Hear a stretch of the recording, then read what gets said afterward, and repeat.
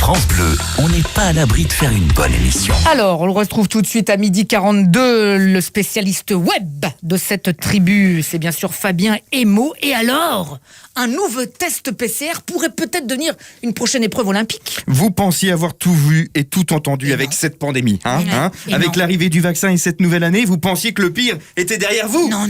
Eh bien, vous avez raison. La Chine effectue des tests rectaux pour détecter le Covid.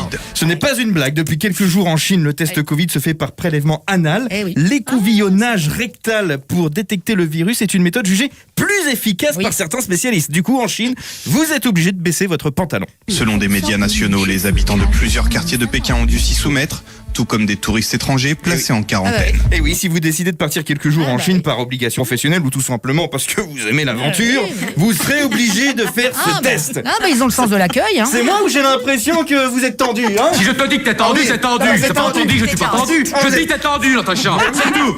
Vous êtes tendu. Alors s'il vous plaît, détendez-vous. Ça va bien se passer. Le youtubeur Hugo Décrypte a fait un tuto pour vous expliquer ce nouveau test PCR par le cucu. Alors comment se passe ce dépistage ? Eh bien c'est pas très glamour, mais concrètement on insère un coton-tige imbibé d'un liquide d'environ 2 à 3 cm dans l'anus. C'est simple. Alors attendez, on rigole. Mais plus sérieusement, si vous vous connectez sur le compte Twitter Coronavirus News, il y a une vidéo où on voit un soignant chinois montrer comment il faut s'y prendre avec un mannequin en guise de cobaye. Vidéo très sérieuse qui a été relayée d'ailleurs des milliers de fois. Alors les Chinois se sont exprimés sur les réseaux concernant ce nouveau test. Alors beaucoup disent que ça ne fait pas mal, mais certains trouvent cette méthode humiliante. Retour en France avec vos tweets. Alors chez nous forcément ça se marre.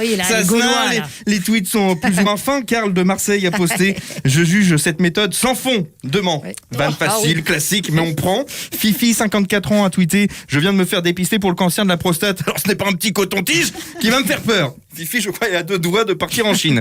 Et Marcel a écrit « Quand la Chine confinée, on les regardait de loin en disant que ça n'arriverait jamais chez nous, on devrait peut-être éviter de rigoler du coup. » Oui, évitez de rire, car si le gouvernement instaure le test anal, vous connaissant, on n'est pas à l'abri que ça passe mal.